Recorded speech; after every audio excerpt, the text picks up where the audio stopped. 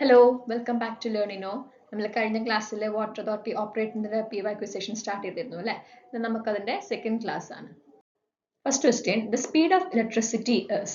ഇവിടെ ഇലക്ട്രിസിറ്റി പറഞ്ഞാൽ നമ്മൾ സ്പീഡ് ഓഫ് ഇലക്ട്രോമാഗ്നറ്റിക് വേവ്സ് തന്നെയാണ് ചോദിക്കുന്നത് അല്ലേ? നമുക്കറിയാം ഒരു വാക്വമിലൂടെ ഇലക്ട്രോമാഗ്നറ്റിക് വേവ്സിന്റെ സ്പീഡ് എന്ന് പറയുന്നത് നമ്മുടെ സ്പീഡ് ഓഫ് ലൈറ്റിന് ഈക്വൽ ആയിരിക്കും അല്ലേ? അതായത് വാക്വത്തിലൂടെ പോവുകയാണെങ്കിൽ ഈ ഇലക്ട്രോമാഗ്നറ്റിക് വേവ്സിന്റെയാണ് അല്ലെ?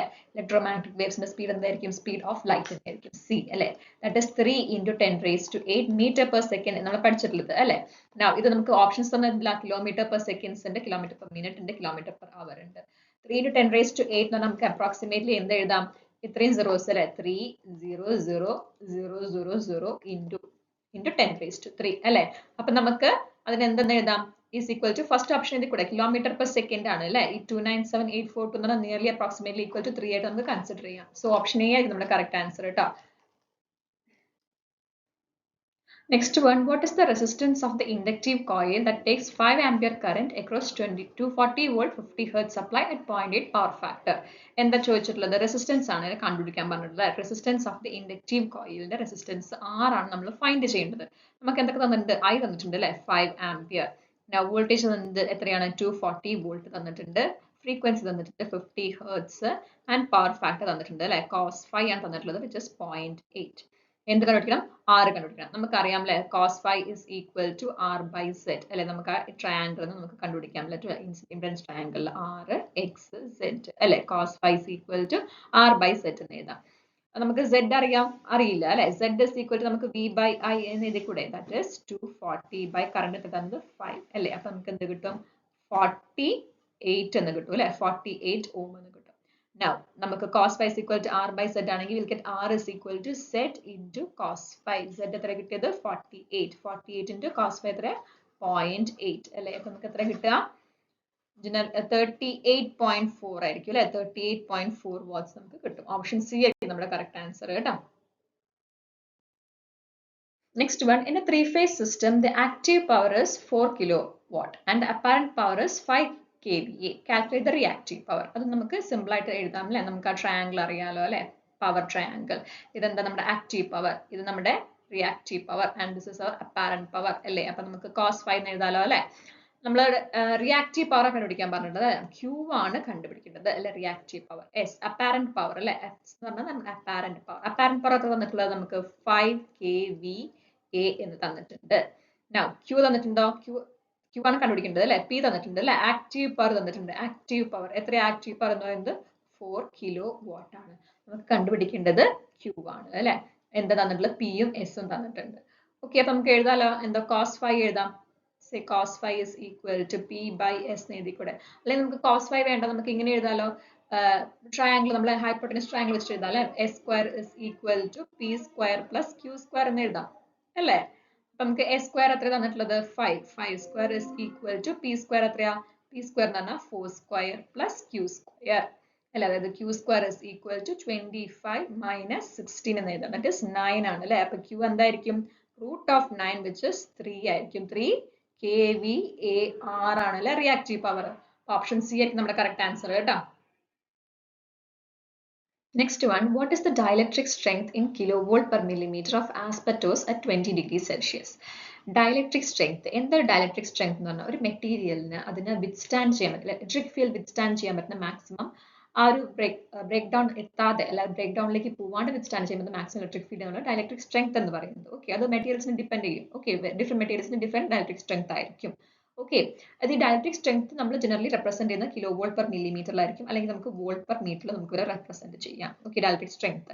ഓക്കെ, ഡയലക്ട്രിക് സ്ട്രെങ്ത് നമ്മൾ ഡയലക്ട്രിക് കോൺസ്റ്റൻസും തമ്മിൽ കൺഫ്യൂസ്ഡ് ആവരുത് കേട്ടോ. ഡയലക്ട്രിക് കോൺസ്റ്റന്റ് എന്ന് പറഞ്ഞാൽ നമ്മളൊരു എബിലിറ്റി ടു സ്റ്റോർ ആണ് electric energy.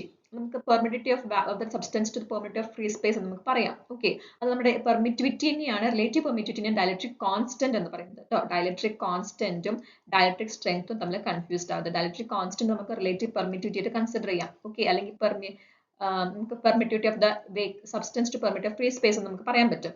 Now dielectric strength എന്ന് പറയുന്നത് അത് വേറെയാണ്, വിച്ച് ഇസ് ദ എബിലിറ്റി ആണ്. ആ ബ്രേക്ക് ഡൗൺ ചെയ്യാതെ നിൽക്കാനുള്ള ഒരു എബിലിറ്റിയാണ് നമ്മൾ ഡയലക്ട്രിക് സ്ട്രെങ്ത് എന്ന് പറയുന്നത്. ആ ബ്രേക്ക് ഡൗൺ കഴിഞ്ഞ് എന്ത് സംഭവിക്കും? ബ്രേക്ക് ഡൗൺ കഴിഞ്ഞ് അവിടെ ആർക്ക് പ്രൊഡ്യൂസ് ചെയ്യും അല്ലെ? അപ്പോൾ നമ്മൾ ഇവിടെ കുറച്ച് ആൾക്കാരുടെ വാല്യൂസ് നമ്മൾ നോട്ട് ചെയ്ത് വെക്കണം. ഓക്കെ, ഇപ്പൊ ഡയലക്ട്രിക് സ്ട്രെങ്ത് ഏറ്റവും കൂടുതൽ ഇവരൊരു റേഞ്ചിൽ ഇത് ചോദിച്ചു കണ്ടിട്ടുണ്ട്. ഏറ്റവും കൂടുതൽ ഡയലക്ട്രിക് സ്ട്രെങ്ത് ആർക്കാണെന്നുള്ളതാണ് കേട്ടോ. അത് മൈക്കയാണ്. ഡയലക്ട്രിക് സ്ട്രെങ്ത് ഏറ്റവും കൂടുതൽ മൈക്കയാണ്. പിന്നെ വരുന്നത് ടെഫ്ലോൺ ആണ് കേട്ടോ. ഇത് നമ്മൾ സ്ഥിരമായിട്ട് കണ്ട് ചോദിച്ചുള്ള ഒരു മെറ്റീരിയൽസിൽ മാത്രമേ പറയുന്നുള്ളൂ. മൈക്കയ്ക്കായിരിക്കും ഏറ്റവും കൂടുതൽ. പിന്നെ വരുന്നത് ടെഫ്ലോണിനാണ്. പിന്നെ വരുന്നത് നമ്മൾ പേപ്പറിനാണ് കേട്ടോ. പേപ്പർ, പിന്നെ നമ്മൾ ആസ്ബറ്റോസ് വരുന്നത്, ആൻഡ് പിന്നെ എയർ. ഓക്കെ, പിന്നെ ആസ്ബറ്റോസ്, പിന്നെ എയർ. ഓക്കെ, നമ്മൾ ചോദിച്ചു കണ്ടിട്ടുള്ള ഒരു മെറ്റീരിയൽസിന് മാത്രമേ പറയുന്നുള്ളൂ കേട്ടോ. അല്ലാതെ ഈ കറക്റ്റ് ഓർഡർ ആയിരിക്കില്ല. ഓക്കെ, എന്നാലും മൈക്കി ആയിരിക്കും ഏറ്റവും കൂടുതൽ ടെഫ്ലോണിനേക്കാളും. ദെൻ കംസ് പേപ്പർ, പിന്നെ ആസ്ബറ്റോസ്, ആൻഡ് ദെൻ എയർ ആണ് കേട്ടോ. ഇവരുടെ വാല്യൂസ് നമ്മൾ ടെഫ്ലോണിന് ചോദിച്ചിട്ടില്ല. പേപ്പർ നമ്മൾ ഒന്ന് ഓർത്തിരിക്കണം. 16 into 10⁶ വോൾട്ട് പെർ മീറ്റർ നമ്മൾ പറയുന്നത് കേട്ടോ. വോൾട്ട് പെർ മീറ്റർ അല്ലെങ്കിൽ കിലോ വോൾട്ട് പെർ മില്ലിമീറ്റർ ആകും കൂടി നമുക്ക് കൺസിഡർ ചെയ്യാം. പേപ്പർ ആണെങ്കിൽ 16 into 10⁶ ആയിരിക്കും. ആസ്ബറ്റോസ് ആണെങ്കിൽ അതൊരു 3 to 4 range into 10⁶ volt per metre ആയിരിക്കും. 3 to 4 റേഞ്ചിലായിരിക്കും ആസ്ബറ്റോസിന്റെ. ആൻഡ് എയറിന്റെ ആണെങ്കിൽ ഇറ്റ് ഇസ് 3 into 10⁶ എന്ന് നമുക്ക് പറയാം volt per metre. Okay, okay, അതായത് കിലോ വോൾട്ട് പെർ മില്ലിമീറ്റർ ആക്കുമ്പോൾ അതിന്റെ വാല്യൂസ് 10⁶ മാറ്റങ്ങൾ വരും കേട്ടോ. അപ്പൊ ഈ ഒരു ഓർഡർ ഓർത്ത് വെക്കണം. ഡയലക്ട്രിക് സ്ട്രെങ്ത് ഏറ്റവും ഹയസ്റ്റ് ആർക്കാ മൈക്കയ്ക്കാണ്. ഓപ്ഷനിൽ മൈക്ക ഇല്ലെങ്കിൽ ടെഫ്ലോൺ ആണെങ്കിൽ ടെഫ്ലോൺ ആയിരിക്കും high dielectric strength. Okay, dielectric constant നമ്മൾ പറഞ്ഞു അല്ലെ. ഡയലക്ട്രിക് കോൺസ്റ്റന്റ് ഓഫ് എയർ എന്താ? ഇവിടെ നമ്മൾ ഡയലക്ട്രിക് സ്ട്രെങ്ത് ഓഫ് എയർ എന്ന് 3 into 10⁶ എന്ന് പറഞ്ഞു. അപ്പൊ നമ്മുടെ air of dielectric constant of air എന്തായിരിക്കും? നമുക്ക് അറിയാമല്ലോ, റിലേറ്റീവ് പെർമിറ്റഡ് ഓഫ് എയർ എന്ന് പറഞ്ഞാൽ 1 ആണ് കേട്ടോ. ജനറലി 1 ആയിരിക്കും.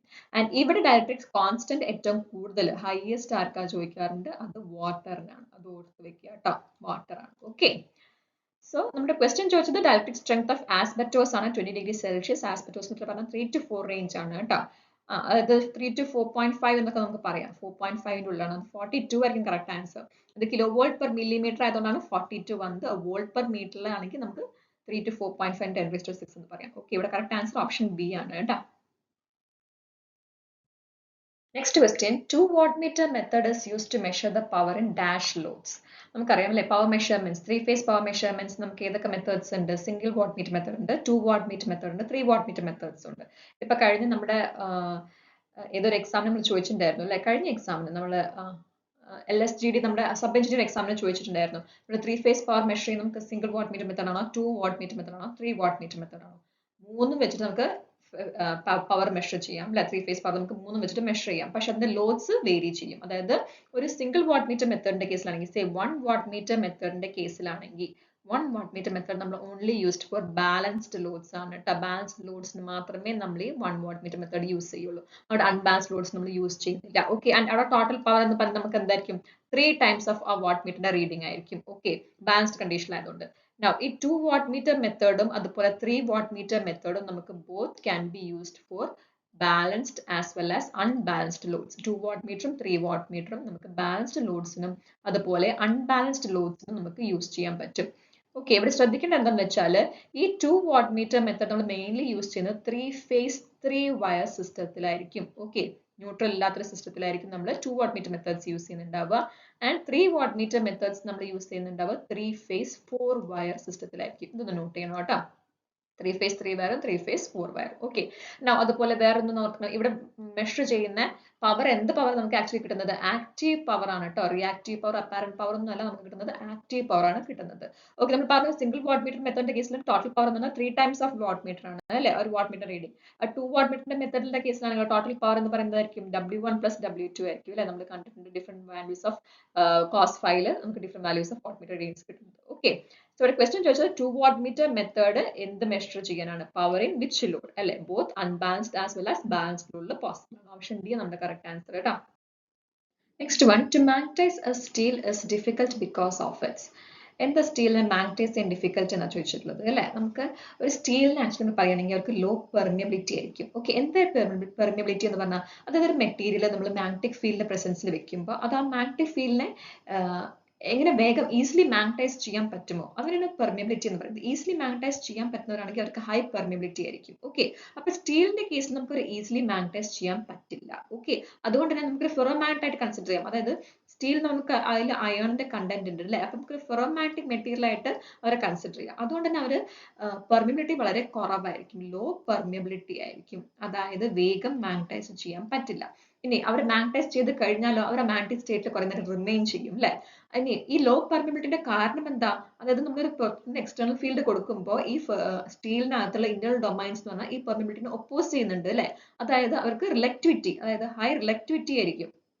ഹൈ റിലക്ടിവിറ്റി കാരണമാണ് ലോ പെർമിബിലിറ്റി ആയിട്ട് മാറുന്നത് അല്ലെ. റിലക്റ്റൻസും പെർമിബിലിറ്റിയും നമുക്ക് ഇൻവേഴ്സ് പ്രൊപ്പോർഷനിലാണെന്ന് അറിയാലോ. അപ്പോൾ ലോ പെർമിബിലിറ്റി ആണെങ്കിൽ ഇവിടെ ഹൈ റിലക്ടിവിറ്റി കൂടി ആയിരിക്കും. ഓക്കെ, അതുകൊണ്ട് നമുക്ക് സ്റ്റീലിനെ മാഗ്നറ്റൈസ് ചെയ്യാൻ ഡിഫിക്കൽട്ട് എന്ന് പറയുന്നത് അവർക്ക് ലോ പെർമിബിലിറ്റി കാരണമായിരിക്കും. ഓപ്ഷൻ ഡി ആയിരിക്കും കറക്റ്റ് ആൻസർ.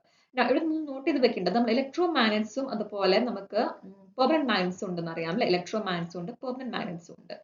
ഇലക്ട്രോ മാഗ്നറ്റ്സിന്റെ പ്രത്യേകത എന്താ? നമുക്ക് മാഗ്നറ്റൈസ് ചെയ്യണം ഡീമാഗ്നറ്റൈസിങ് ചെയ്യാൻ സിമ്പിൾ ആണ് അല്ലെ. വേഗം നമുക്ക് കറണ്ട് വെച്ച് കൊടുത്ത് മാഗ്നറ്റൈസും ചെയ്യാം, അത് കറണ്ട് റിമൂവ് ചെയ്ത് നമുക്ക് ഡീമാഗ്നറ്റൈസും ചെയ്യാൻ പറ്റും. ഓക്കെ, അങ്ങനത്തെ കേസസിൽ അവർക്ക് എന്തായിരിക്കും? അവർക്ക് ജനറലി ഹൈ പെർമിബിലിറ്റി ആയിരിക്കും. അതായത് വേഗം മാഗ്നറ്റൈസ് ചെയ്യാനും വേഗം ഡീമാഗ്നറ്റൈസ് ചെയ്യാനും പറ്റും. ഹൈ പെർമിബിലിറ്റി ആയിരിക്കും.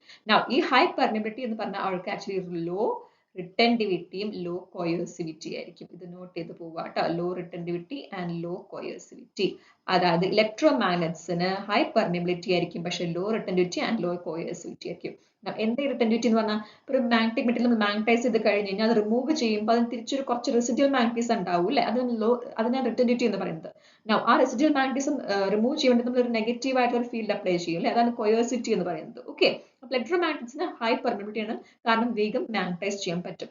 പെർമനന്റ് മാഗ്നറ്റ്സിന്റെ കേസിലാണെങ്കിലോ നമ്മൾ മാഗ്നറ്റൈസ് ചെയ്ത് കഴിഞ്ഞ് തിരിച്ച് ഡിമാഗ്നറ്റൈസ് ചെയ്യാൻ കുറച്ച് ടൈം എടുക്കും അല്ലെ. റെസിഡ്യൂവൽ മാഗ്നറ്റിസം അവിടെ ഉണ്ടാവും. അപ്പോൾ അവർക്ക് ലോ പെർമിബിലിറ്റി ആയിരിക്കും. That is permanent magnets have low permeability. അപ്പൊ ലോ പെർമിബിലിറ്റി എന്ന് പറഞ്ഞാൽ എന്തായിരിക്കും? അവർക്ക് ഹൈ കോയേഴ്സിവിറ്റിയും ഹൈ റിട്ടൻറ്റിവിറ്റിയും ഉണ്ടായിരിക്കും. ഓക്കെ, ഈ പോയിന്റ്സ് ഒന്ന് ഇതിന്റെ കൂടെ ഓർത്ത് വെക്കുക. നമുക്ക് ക്വസ്റ്റ്യൻസ് കണ്ടിട്ടുണ്ട്, high retentivity, high coercivity. Okay, ഇവിടെ ക്വസ്റ്റ്യൻ ചോദിച്ചത് നമ്മുടെ സ്റ്റീൽ എന്താണ് ഡിഫിക്കൽട്ട് മാഗ്നറ്റൈസ് ചെയ്യാൻ. മാഗ്നറ്റൈസ് ചെയ്യാൻ ഡിഫിക്കൽട്ട് എന്ന് പറഞ്ഞാൽ അവർക്ക് പെർമിബിലിറ്റി വളരെ കുറവായിരിക്കും. ലോ പെർമിബിലിറ്റി ആയിരിക്കും നമ്മുടെ correct answer. Option D.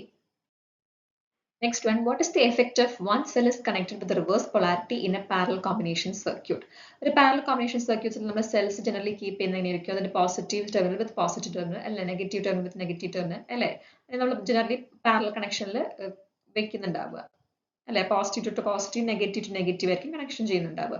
Okay, ഇനി സപ്പോസ് നമ്മൾ ഏതെങ്കിലും സെല്ലിന്റെ കണക്ഷൻ റിവേഴ്സ് ചെയ്ത് കഴിഞ്ഞാൽ എന്ത് സംഭവിക്കും? ഒരു ഹൈ കറന്റ് ഫ്ലോ ചെയ്തിട്ട് അവിടെ ഷോർട്ട് സർക്യൂട്ട് സംഭവിക്കും. ഓക്കെ, അതായത് പാരലൽ കണക്ഷൻസ് നമ്മൾ ഏതെങ്കിലും സെൽ റിവേഴ്സ് ചെയ്ത് കഴിഞ്ഞാൽ അവിടെ ഷോർട്ട് സർക്യൂട്ട് ആണ് ചെയ്യുന്നുണ്ടാവുക. ഓപ്ഷൻ സി ആയിരിക്കും കറക്റ്റ് ആൻസർ.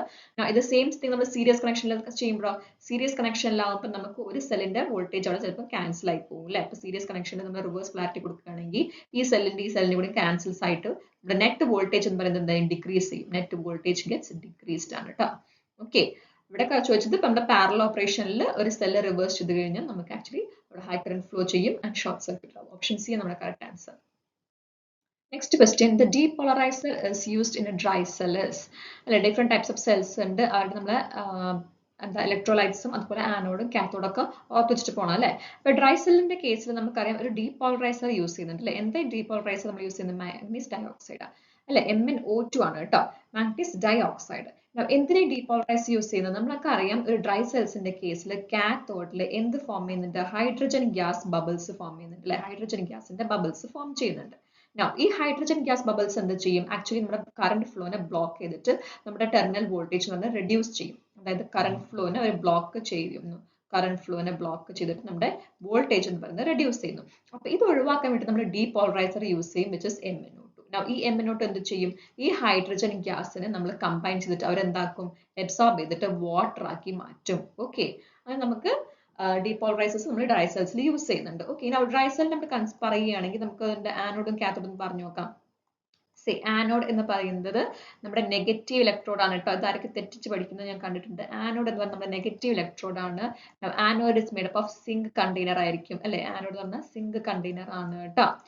കാത്തോഡ് എന്ന് പറയുന്നത് നമ്മുടെ പോസിറ്റീവ് ഇലക്ട്രോഡ് ആണ്. കാത്തോഡ് എന്താണ്? പോസിറ്റീവ് ഇലക്ട്രോഡ് ആണ്. അതെന്താ കാത്തോഡ് നമ്മൾ യൂസ് ചെയ്യുന്നതായിട്ട് കാത്തോഡായിട്ട് യൂസ് ചെയ്യുന്നത് കാർബൺ അല്ലെങ്കിൽ ഗ്രാഫൈറ്റ് റോഡ് ആണ് അല്ലെ, ഡ്രൈ സെൽസിന്റെ കേസിൽ. ഇതുപോലെ ഓരോ സെൽസിന്റെ ആനോഡും കാത്തോഡും പഠിച്ചു വെച്ചിട്ട് പോകണം കേട്ടോ. ആനോഡിൽ എന്ത് റിയാക്ഷൻ നടക്കുന്നത് ചോദിക്കാറുണ്ട്. ആനോഡിൽ എന്ത് റിയാക്ഷൻ നടക്കുന്നത്? ഓക്സിഡേഷൻ അല്ലെ. ആനോഡിൽ O, ഓക്സിഡേഷനിൽ O. ഓക്സിഡേഷൻ റിയാക്ഷൻ ആണ്. ഓക്സിഡേഷൻ എന്ന് പറയുന്നത് ആക്ച്വലി ഗെയിനിങ് ഓഫ് ഇലക്ട്രോൺസ് ആണോ ലൂസിങ് ഓഫ് ഇലക്ട്രോൺസ് ആണോ? ലൂസിങ് ഓഫ് ഇലക്ട്രോൺസ് ആണ് കേട്ടോ. ആനോഡിൽ ഓക്സിഡേഷൻ നടക്കുന്നത് ജസ്റ്റ് ലൂസിങ് ഓഫ് ഇലക്ട്രോൺസ്. അതൊക്കെ സിമ്പിൾ ആയിട്ടുള്ള -+2+1 ബേസിക്സ് ഉള്ള ക്വസ്റ്റ്യൻസ് ആണ്. പക്ഷെ നമുക്ക് കൺഫ്യൂസ്ഡ് ആയിട്ട് തെറ്റിപ്പോകാൻ ചാൻസ് ഉണ്ട്. നമ്മൾ ഇങ്ങനെ ഒരു ക്വസ്റ്റ്യൻസ് വരികയാണെങ്കിൽ ഇത് നമ്മൾ അറിഞ്ഞുകൊണ്ട് തെറ്റിക്കരുത്. ഓക്കെ, കാത്തോഡിൽ എന്ത് റിയാക്ഷൻ നടക്കുന്നുണ്ട്? കാത്തോഡിൽ നടക്കുന്നത് റിഡക്ഷൻ റിയാക്ഷൻ ആണ് അല്ലെ. Reduction means it is gaining of electrons ആണ് കേട്ടോ. അത് അങ്ങോട്ട് മാറിപ്പോയത് gaining of electrons. Okay, so question ചോദിച്ചത് ഡ്രൈ സെല്ലിന്റെ ഡീപോളറൈസർ ആണ്, വിച്ച് ഇസ് MnO2 ആണ്. ഓപ്ഷൻ എ നമ്മുടെ കറക്റ്റ് ആൻസർ കേട്ടോ. Next question, a 24 ohm and 8 ohm resistors are in parallel, have a combined resistance of. Parallel combination ആണല്ലോ അല്ലേ. 24 ഉം 8 ohm നമുക്ക് പാരലി കണക്ട് ചെയ്തിട്ടുണ്ട്. 24 ohm റെസിസ്റ്ററും 8 ohm റെസിസ്റ്ററും നമുക്ക് പാരലി കണക്ട് ചെയ്തിട്ടുണ്ട്. നമുക്ക് നെറ്റ് റെസിസ്റ്റൻസ് കണ്ടുപിടിക്കാനുള്ളത് അല്ലേ. R equivalent എന്താ? R1 into R2 by R1 plus R2 അല്ലെ. 24 into 8 by 24 plus 8 എന്ന് എഴുതാം. നമുക്ക് കിട്ടുമ്പോൾ കറക്റ്റ് ആൻസർ ഓപ്ഷൻ 6 ohm എന്ന് കിട്ടും കേട്ടോ. ഇങ്ങനത്തെ ഒരു പാരലൽ നെറ്റ്വർക്ക് സർക്യൂട്ട്സിൽ നമുക്ക് ഇങ്ങനെ സോൾവ് ചെയ്യുമ്പോൾ കുറച്ച് നമുക്ക് വലിയ ഓപ്ഷൻസ് ആയിട്ട് അല്ലെങ്കിൽ വലിയ വാല്യൂസ് ആയിട്ട് കിട്ടുക അല്ലേ. നമുക്കൊരു ട്രിക്ക് ഉണ്ട്, അത് ജനറലി നമ്മളൊന്ന് ഓർത്ത് വെക്കുന്നത് നല്ലതായിരിക്കും. സോ ഇങ്ങനെയൊക്കെ സോൾവ് ചെയ്യുന്നതിന് പകരം സിമ്പിൾ ആയിട്ട് സോൾവ് ചെയ്യാൻ ഈസി ആയിരിക്കും. അത് പാരലൽ കോമ്പിനേഷൻസിന്റെ കേസിൽ മാത്രമാണ് കേട്ടോ. പാരലൽ കോമ്പിനേഷൻ എന്താ ട്രിക്ക് എന്ന് അറിയോ? ആർ ഇക്വലന്റ് എന്ന് പറയുന്നത് നമുക്ക് ഇതിൽ ഹൈയസ്റ്റ് വാല്യൂ ഓഫ് റെസിസ്റ്റൻസ് എന്താണെന്ന് നോക്കാം. ഹൈയസ്റ്റ് വാല്യൂ ഓഫ് റെസിസ്റ്റൻസ് ഏതാ? 24. Okay, divided by smallest value of resistance എത്ര? 8. ആ 8 എത്ര ടൈംസ് ആണ് 24 എന്ന് നോക്കാം. അപ്പോൾ സോ 8 into 3 ആണ് 24 വരുന്നത് അല്ലേ. അപ്പോൾ 3 പ്ലസ് ഒരു 1 കൂടി ആഡ് ചെയ്യും. That is 24/4 which is 6 ohms. Okay, simple ആയിട്ട് നമുക്ക് ചെയ്യാൻ പറ്റും. ഇങ്ങനെ 24 into 8 അത്രയും കണ്ടുപിടിച്ചിട്ട് സോൾവ് ചെയ്യേണ്ട. പാരലൽ നെറ്റ്വർക്സിന്റെ കേസിൽ ഹയസ്റ്റ് വാല്യൂ റെസിസ്റ്റൻസ് എഴുതുക ബൈ അത് 24/8 ചെയ്താലും മതി, അല്ലെങ്കിൽ 8 into എത്ര ടൈംസ് ആണ് 24 നോക്കുക. That is 3 plus 1 that is 24/4 6 ohms എന്ന് കിട്ടും. ഇതുപോലെ നിങ്ങൾക്ക് വേറെ ഓപ്ഷൻസ് വെച്ച് നോക്കി നോക്കാം കേട്ടോ. അത് കറക്റ്റ് ആയിരിക്കും ആൻസേഴ്സ് വരുന്നുണ്ടാവും. Okay, so here the correct answer is option D 6 ohm ആണ് കേട്ടോ. Next one, two batteries each of open circuit voltage 2 volt and internal resistance of 2 ohm are connected in parallel to a supply a load of 2 ohm. The current supplied by the battery is. എന്താ പറഞ്ഞിട്ടുള്ള connections നോക്കി. 2 batteries ഉണ്ട് അല്ലെ. Batteries എങ്ങനെ connect ചെയ്തിരിക്കുന്നത്? Parallel ആയിട്ട് connect ചെയ്തിരിക്കുന്നത്. 2 വോൾട്ടിന്റെ batteries ഉണ്ട്, 2 വോൾട്ട് ബാറ്ററീസ് ഉണ്ട്. അത് നമ്മൾ പാരലലി കണക്ട് ചെയ്തിരിക്കുന്നു അല്ലെ. 2 volt. Okay, and internal resistance of 2 ohm. അവിടെ internal resistance തന്നിട്ടുള്ളത് 2 ohm internal resistance ഉണ്ട് അല്ലെ രണ്ട് ബാറ്ററീസിന്. And are connected to parallel to supply a load of 2 ohm. അതായത് നമ്മുടെ ലോഡ് റെസിസ്റ്റൻസ് എന്ന് പറയുന്നത് എന്ത് തന്നിട്ടുള്ളത്? 2 ohm തന്നിട്ടുണ്ട്. നമ്മുടെ എന്ത് കണ്ടുപിടിക്കാൻ പറഞ്ഞിട്ടുള്ളത്? Current supplied by the battery ആണ് അല്ലെ. അപ്പൊ നമുക്ക് ഇക്വേഷൻസ് അറിയാം. I is equal to E by R plus R അല്ലെ. നമുക്കൊരു സെല്ലിന്റെ കേസിൽ നമുക്ക് ഈ ഒരു ഇക്വേഷൻ നമുക്ക് അറിയാവുന്ന കേസാണ്. E എന്താ? നമ്മുടെ സെല്ല് സപ്ലൈ ചെയ്യുന്ന വോൾട്ടേജ് അല്ലെ. ഇവിടെ E എന്ന് പറയുന്നത് രണ്ട് ബാറ്ററീസ് ഉണ്ട്, 2 വോൾട്ടും 2 വോൾട്ടും. അപ്പൊ E എന്തായിരിക്കും? 4 വോൾട്ട് ആവോ? ഇല്ല, പാരലൽ കണക്ഷൻസ് ആണല്ലേ. പാരലൽ കണക്ഷൻസിൽ ഈക്വലന്റ് എന്താ? 2 വോൾട്ട് തന്നെയാണ് അല്ലെ. 2 വോൾട്ട് ബൈ R എന്ന് പറഞ്ഞാൽ ലോഡ് റെസിസ്റ്റൻസ് ആണ് RL, which is 2 plus internal resistance. Internal resistance രണ്ട് ബാറ്ററീസിനെ നമ്മൾ കൺസിഡർ ചെയ്യണം അല്ലെ. രണ്ട് ബാറ്ററീസിന്റെ ഇന്റേണൽ റെസിസ്റ്റൻസ് എന്തായിരിക്കും? R എന്ന് പറയുന്നത് പാരലൽ സർക്യൂട്ട് ആണ്, അപ്പൊ R/2 ആയിരിക്കും അല്ലെ. എന്താ? അപ്പൊ 2/2 എന്ന് പറയുന്നത് 1 ohm ആയിരിക്കും ഈക്വലന്റ് ഇന്റേണൽ റെസിസ്റ്റൻസ്, അതായത് 1. ഓക്കെ, അപ്പൊ 2/3 എന്ന് കിട്ടും. ഇത് എത്ര ആൻസർ? 2/3 എന്ന് പറഞ്ഞാൽ 0.67 അല്ലെ. അങ്ങനെ കിട്ടുക. ഓപ്ഷൻസ് നോക്കിയേ, 0.67 ഉണ്ടോ? ഇല്ല, നമുക്ക് ആൻസർ കൊടുത്തിട്ടുണ്ട് A. അപ്പൊ എങ്ങനെയായിരിക്കും? ഇവിടെ ചോദിച്ചത് current supplied by the battery. ഓരോ ബാറ്ററി ഉണ്ട്, രണ്ട് ബാറ്ററീസും കൂടി വരുമ്പോഴാണ് നമുക്ക് ഈ 0.67 ആംപിയർ കിട്ടുന്നത് അല്ലെ. അപ്പൊ സിംഗിൾ ബാറ്ററി ആണെങ്കിൽ എന്ത് സംഭവിക്കും? അതായത് 0.67/2 ആയിരിക്കും. അത് നമുക്ക് 0.33 എന്ന് കിട്ടും അല്ലെ. അപ്പൊ നമ്മുടെ ഓപ്ഷൻസിലുണ്ട് 0.33 ആംപിയർ. ഓപ്ഷൻ എ നമ്മുടെ കറക്റ്റ് ആൻസർ. ക്വസ്റ്റ്യൻ ശ്രദ്ധിക്കുന്നത്, സപ്പോസ് നമുക്ക് 0.6 എന്ന ഓപ്ഷൻ തന്നിട്ടുണ്ടെങ്കിൽ നിങ്ങൾ നേരിട്ട് പോയിട്ട് 0.6 പോയി കുത്തും അല്ലെ. അപ്പൊ ക്വസ്റ്റ്യൻ ശ്രദ്ധിക്കുക കേട്ടോ. സപ്ലൈഡ് ബൈ ഈച്ച് ബാറ്ററി ആണ് അവർ ഉദ്ദേശിച്ചിട്ടുള്ളത്. ഓക്കെ, അപ്പൊ 0.33 ആംപിയർ ഓപ്ഷൻ എ നമ്മുടെ correct answer. Next one, which of the following is not true about pumps. പമ്പ്സിനെ കുറിച്ചാണ് ചോദിച്ചിട്ടുള്ളത് അല്ലെ. നമുക്കറിയാം ജനറലി പമ്പ്സ് എന്തിനാ? വാട്ടർ സക്ക് ചെയ്യാൻ വേണ്ടി യൂസ് ചെയ്യുന്നതാണ് അല്ലെ. വാട്ടർ പമ്പ് ചെയ്യാൻ, നമുക്ക് വാട്ടറിന് ഒരു ഡിഫറെന്റ് ലെവൽസിലേക്ക് എത്തിക്കൊടുക്കാൻ വേണ്ടി യൂസ് ചെയ്യുന്ന സാധനമാണ് പമ്പ്സ്. എന്തൊക്കെയാണ് നോക്കിയ options? The rotary pumps don't need to be primed. എന്നാൽ റോട്ടറി പമ്പ്സ് പ്രൈം ചെയ്യേണ്ട ആവശ്യമില്ല. നമുക്ക് നോക്കാം കേട്ടോ. Increase in fluid temperature causes cavitation. Foot valves are non return valves and self priming devices are connected between discharge pump and pipe. നമ്മൾ പമ്പ്സിനെ കുറിച്ച് ഒരു ബേസിക് ഐഡിയാസ് വേണം അല്ലെ. അപ്പൊ എന്താ? നമുക്ക് പമ്പ്സ് നമുക്ക് ജനറലി അറിയാം 2 ക്ലാസിഫിക്കേഷൻസ് ഉണ്ട് അല്ലെ. സെൻട്രിഫ്യൂഗൽ പമ്പ്സ് ഉണ്ട് അല്ലെ, പോസിറ്റീവ് ഡിസ്പ്ലേസ്മെന്റ് പമ്പ്സും ഉണ്ട്. നമുക്ക് ഡൈനാമിക് പമ്പ്സായിട്ട് ക്ലാസിഫൈ ചെയ്യാം. ഈ ഡൈനാമിക് പമ്പ്സിന്റെ കീഴിൽ വരുന്ന നമ്മൾ സെൻട്രിഫ്യൂഗൽ പമ്പ്സ്, ആക്സിൽ പമ്പ്സ് ഒക്കെ അല്ലെ. അതുപോലെ പോസിറ്റീവ് ഡിസ്പ്ലേസ്മെന്റ് പമ്പ്സിന്റെ കീഴിൽ വരുന്ന നമുക്ക് റെസിപ്രോക്കേറ്റിംഗ് പമ്പ്സ്, റോട്ടറി പമ്പ്സ്. ഈ റെസിപ്രോക്കേറ്റിംഗ് പമ്പ്സും, അതായത് reciprocating pumps and rotary pumps എന്ന് പറയുന്നത് പോസിറ്റീവ് ഡിസ്പ്ലേസ്മെന്റ് പമ്പ്സ് ആണ്. ഓക്കെ, റെസിപ്രോക്കേറ്റിംഗ് പമ്പ്സ്, റോട്ടറി ഡിസ്പ്ലേസ്മെന്റും റോട്ടറി പമ്പ്സും എന്താണ്? സെൽഫ് പ്രൈമിംഗ് ആയിട്ടുള്ള പമ്പ്സ് ആണ്. ഓക്കെ, അതായത് അവർക്ക് പ്രൈമിംഗ് ചെയ്യേണ്ട ആവശ്യമില്ല. Don't need to be prime. അപ്പൊ അത് കറക്റ്റ് ആണ്. Option don't need to be prime അത് കറക്റ്റ് ആണ്. നമ്മളോട് ചോദിച്ചത് നോട്ട് ട്രൂ ആണ് അല്ലെ. ഈ ഓപ്ഷൻ കറക്റ്റ് ആണ്. Now, എന്താണ് പ്രൈമിംഗ്? പ്രൈമിംഗ് എന്ന് പറഞ്ഞാൽ നമ്മൾ പമ്പ്സിന്റെ കേസിൽ നമ്മൾ ഗ്യാസസ് അല്ലെങ്കിൽ ട്രാപ്ഡ് എയർ നമ്മൾ റിമൂവ് ചെയ്യുന്ന പ്രോസസ്സിനെ നമ്മൾ പ്രൈമിംഗ് എന്ന് പറയുന്നത്. ഓക്കെ, നമ്മൾ ഒരു പമ്പ് സ്റ്റാർട്ട് ചെയ്യുമ്പോൾ അതിലുള്ള എയർ പുറത്തേക്ക് തള്ളുന്ന പ്രോസസ്സിനെ നമ്മൾ പ്രൈമിംഗ് പറയുന്നത്. അല്ലെങ്കിൽ നമുക്ക് ജനറലി പറയാം ഒരു suction pipe to delivery pipe വരെ നമുക്ക് ഒരു വാട്ടർ ഫില്ലിംഗ് പ്രോസസ് നമുക്ക് എന്ത് പറയാം, പ്രൈമിംഗ് എന്ന് പറയാൻ പറ്റും. ഓക്കെ, പ്രൈമിംഗ് നെസസറി ആണ്. അത് നമ്മൾ അപ്പോഴാണ് ആ സക്കിങ് അവിടെ പോസിബിൾ ആയിട്ട് വരുള്ളൂ. അതായത് സക്കിങ് ആക്ച്വലി ഒരു പിസ്റ്റൺ സക്കുന്ന പോലെയല്ല സക്ക് ചെയ്യുന്നത്. അവിടെ ആക്ച്വലി ഒരു ലോ പ്രഷർ ഏരിയ ക്രിയേറ്റ് ചെയ്യുകയാണ് ചെയ്യുന്നത്. അപ്പോൾ ഹൈ പ്രഷർ ഏരിയയിൽ നിന്ന് ലോ പ്രഷർ ഏരിയയിലേക്ക് വാട്ടർ ഫ്ലോ ചെയ്യുകയാണ് ചെയ്യുന്നത്. ഓക്കെ, നൗ ഈ സെൻട്രിഫ്യൂഗൽ പമ്പ്സിന് മാത്രമായിരിക്കും നമുക്ക് എന്ത് ചെയ്യുന്നുണ്ടാവുക, പ്രൈമിംഗ് ചെയ്യുന്നുണ്ടാവുക. ഓക്കെ, അവർ സെൽഫ് പ്രൈമിംഗ് പമ്പ്സ് അല്ല, അതുകൊണ്ടാണ് നമുക്കിവിടെ പ്രൈമിംഗ് ചെയ്യേണ്ടത്. അതായത് priming is done where, priming is done in centrifugal പമ്പ്സിലാണ് നമ്മൾ പ്രൈമിംഗ് ചെയ്യുന്നത്. ഈ reciprocating pumps and rotary pumps എന്ന പോസിറ്റീവ് ഡിസ്പ്ലേസ്മെന്റ് പമ്പ്സ് ആണ്. അവർക്ക് ഒരു സക്ഷൻ അതിൽ ഓൾറെഡി പിസ്റ്റന്റെ മൂവ്മെന്റ് കാരണം ഉണ്ട്. അപ്പൊ എയർ ഗ്യാസ് നമുക്ക് ഓക്കെ എയർ ട്രാപ്ഡ് എയർ നമുക്ക് ഒഴിവാക്കാൻ പറ്റും. അതുകൊണ്ട് നമുക്ക് സെൽഫ് പ്രൈമിംഗ് ആയിട്ടുള്ള പമ്പ്സ് ആണ്. ഓക്കെ, സെക്കൻഡ് ഓപ്ഷൻ എന്താ, increase in fluid temperature causes cavitation. Correct ആണ് അല്ലെ. ടെമ്പറേച്ചർ കൂടുമ്പോൾ എന്ത് സംഭവിക്കും, ഈ വാട്ടർ നമുക്ക് വേപ്പർ ആവാം അല്ലെ. പമ്പ്സിനകത്തുള്ള വാട്ടർ വേപ്പർ ആവാം, ബബിൾസ് ആവാം. ഈ ബബിൾസ് ഒക്കെ പോയിട്ട് സ്ട്രൈക്ക് ചെയ്തിട്ട് അവിടെ കാവിറ്റീസ് ഫോം ചെയ്യാൻ ചാൻസസ് ഉണ്ട്. ഓക്കെ, അപ്പൊ ഓപ്ഷൻ ബിയും കറക്റ്റ് ആണ്. Foot valves are non return valves. നമ്മളെ വീട്ടിലൊക്കെ ഉണ്ടാവാറില്ലേ ഫൂട്ട് വാൾവ്. ഫുഡ് വാൾവ് ഇറങ്ങി നോക്കാറില്ലേ നമ്മള് കിണറില്.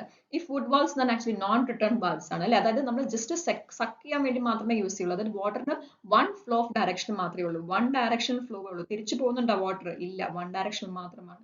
അതാണ് നോൺ റിട്ടേൺ വാൽവ്സ് എന്ന് പറയുന്നത്. ഓക്കെ, ഒരു ഡയറക്ഷനിൽ മാത്രമേ ഒരു പോള് തിരിച്ച് പിന്നിലേക്ക് പോവില്ല. അപ്പൊ ഓപ്ഷൻ സിയും കറക്റ്റ് ആണ്. Now, self priming devices are connected between discharge pipe and pump.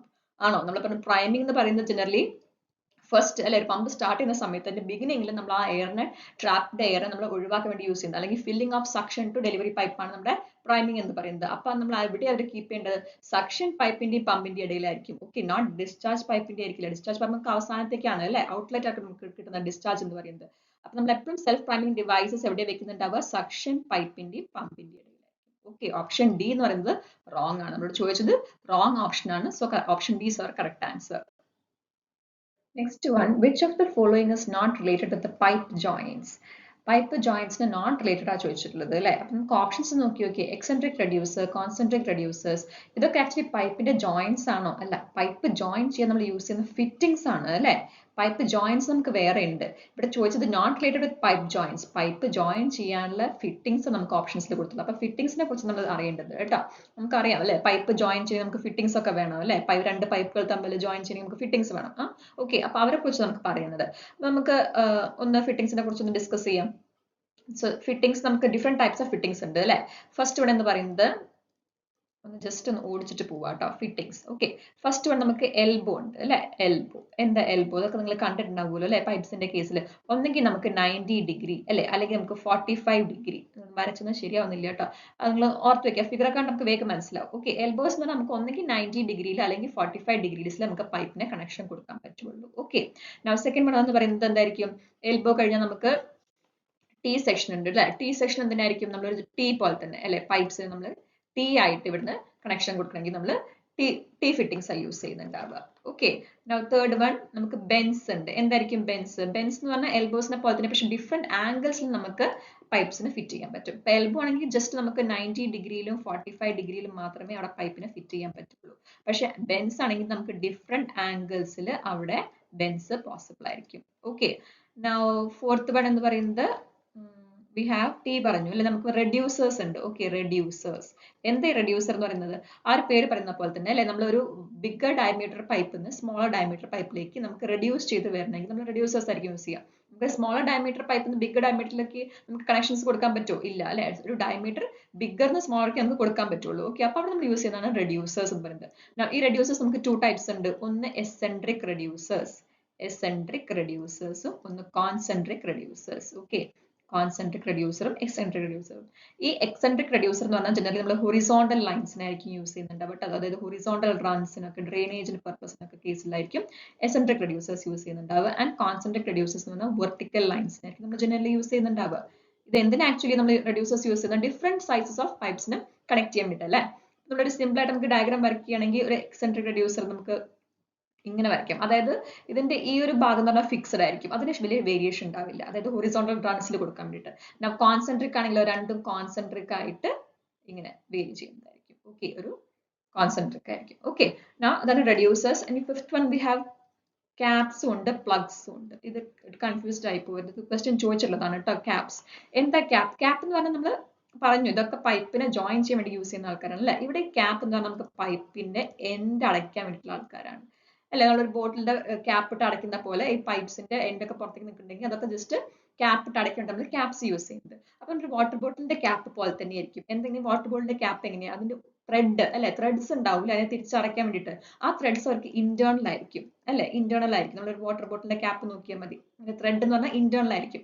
അപ്പൊ ഈ ക്യാപ്സിന് ഇന്റേണൽ ത്രെഡ് ആണെങ്കിൽ അവർ നമ്മൾ കണക്ട് ചെയ്യുന്ന പൈപ്സിന് എന്തായിരിക്കും?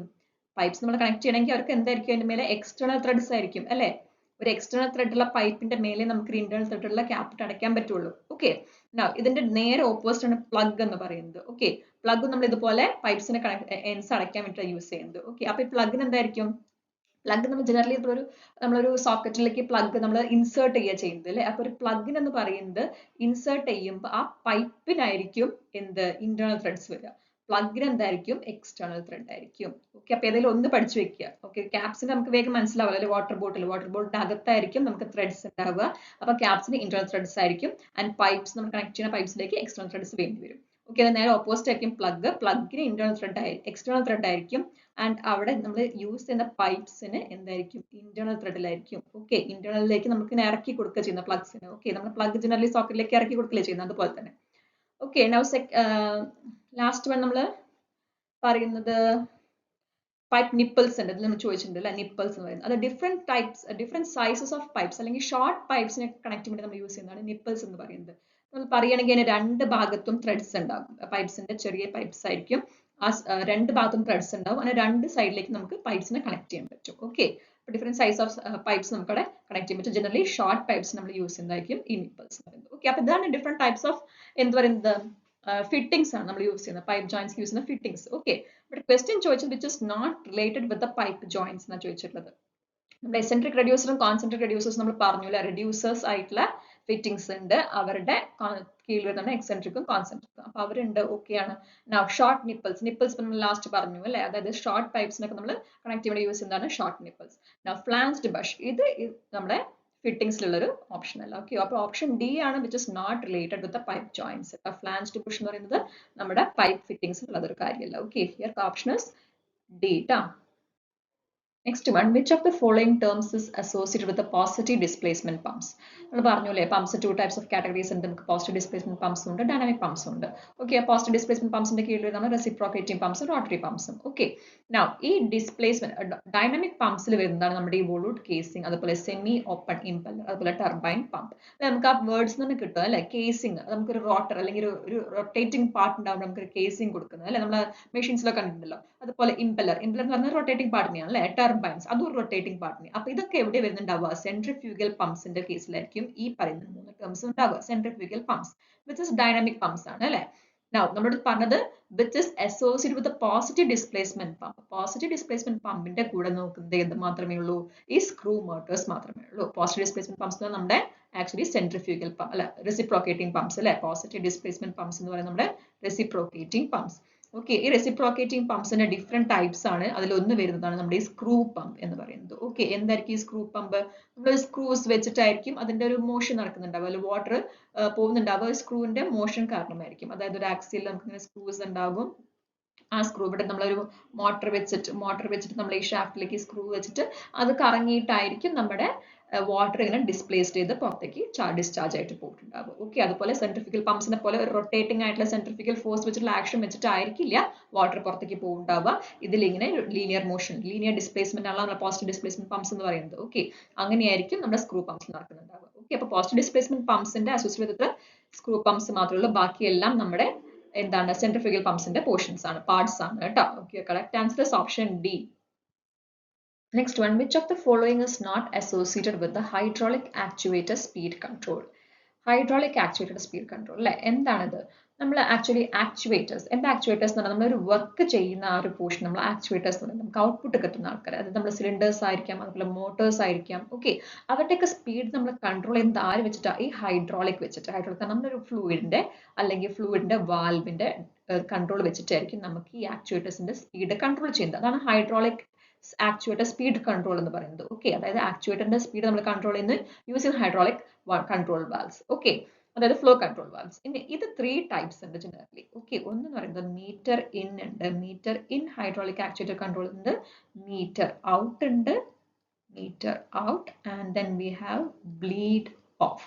ഓക്കെ, ഇങ്ങനെ 3 ടൈപ്സ് ആണുള്ളത്. ഓക്കെ, ഈ മീറ്റർ ഇൻ എന്ന് പറഞ്ഞാൽ നമ്മൾ ഇൻടേക്ക്, അതായത് ഇൻലെറ്റിലേക്ക് ആക്ച്വേറ്ററിന്റെ ഇൻപുട്ടിലേക്ക് എത്രത്തോളം നമ്മൾ ഫ്ലോ നമുക്ക് കൺട്രോൾ ചെയ്യാൻ പറ്റും, അതിനെ നമ്മൾ മീറ്റർ ഇൻ എന്ന് പറയുന്നത്. ഓക്കെ, ആ ഒരു ഇൻപുട്ടിനെ ഇൻലെറ്റിനെ കൺട്രോൾ ചെയ്യുന്നതായിരിക്കും നമ്മൾ മീറ്റർ ഇൻ എന്ന് പറയുന്നത്, എത്രത്തോളം വാട്ടർ നമുക്ക് ഫ്ലോ അകത്തേക്ക് ആക്ച്വേറ്ററിനകത്തേക്ക് കയറാൻ പറ്റുന്നുള്ളത്. ഓക്കെ, മീറ്റർ ഔട്ട് എന്ന് പറയുന്നത് നമ്മുടെ ആക്ച്വേറ്ററിന് എത്രത്തോളം വാട്ടർ പുറത്തേക്ക് പോകണം എന്ന് കൺട്രോൾ ചെയ്യുന്ന വാൽവ്സ് ആയിരിക്കും ഈ മീറ്റർ ഔട്ടിൽ ഉണ്ടാവുക. ഓക്കെ, ഔട്ട്ലെറ്റിലേക്ക് ഔട്ട്പുട്ടിലേക്ക് എത്രത്തോളം വാൽവ്സ് ഫ്ലോ വരുന്നതോ അത് നമ്മൾ കൺട്രോൾ ചെയ്യുന്നത് ഈ മീറ്റർ ഔട്ട് ആയിരിക്കും. ഓക്കെ, മീറ്റർ ഇൻ ആണെങ്കിൽ ഇൻലെറ്റിലേക്ക് കൺട്രോൾ ചെയ്യുന്നത്.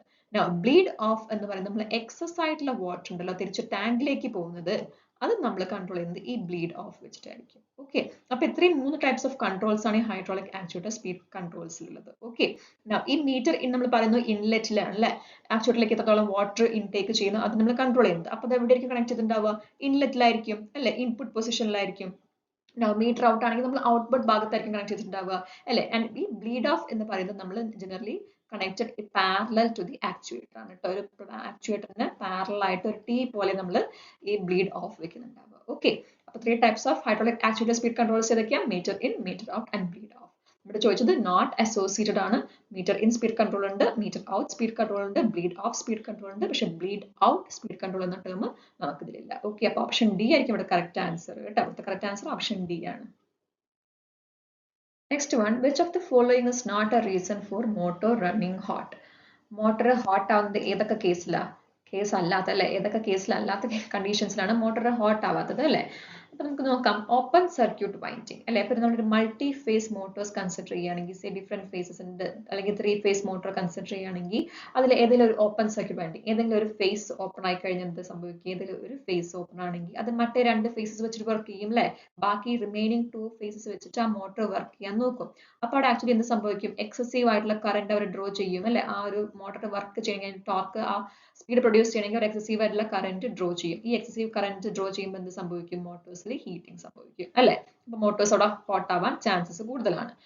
ഷോർട്ട് സർക്യൂട്ട് കപ്പാസിറ്റർ, ഒരു ഷോർട്ട് സർക്യൂട്ട് കപ്പാസിറ്റർ, ഒരു ഡിഫക്റ്റീവ് കപ്പാസിറ്റർ, രണ്ടും സെയിം കണ്ടീഷൻസ് വരിക. എന്തായത് നമ്മളൊരു ഇൻഡക്ഷൻ മോട്ടോഴ്സിൽ, സിംഗിൾ ഫേസ് മോട്ടോഴ്സിലൊക്കെ നമുക്കറിയാം കപ്പാസിറ്റേഴ്സ് യൂസ് ചെയ്യുന്നുണ്ട് അല്ലെ, സ്റ്റാർട്ടിംഗ് പർപ്പസസിന് അതുപോലെ റണ്ണിംഗ് പർപ്പസസിനൊക്കെ.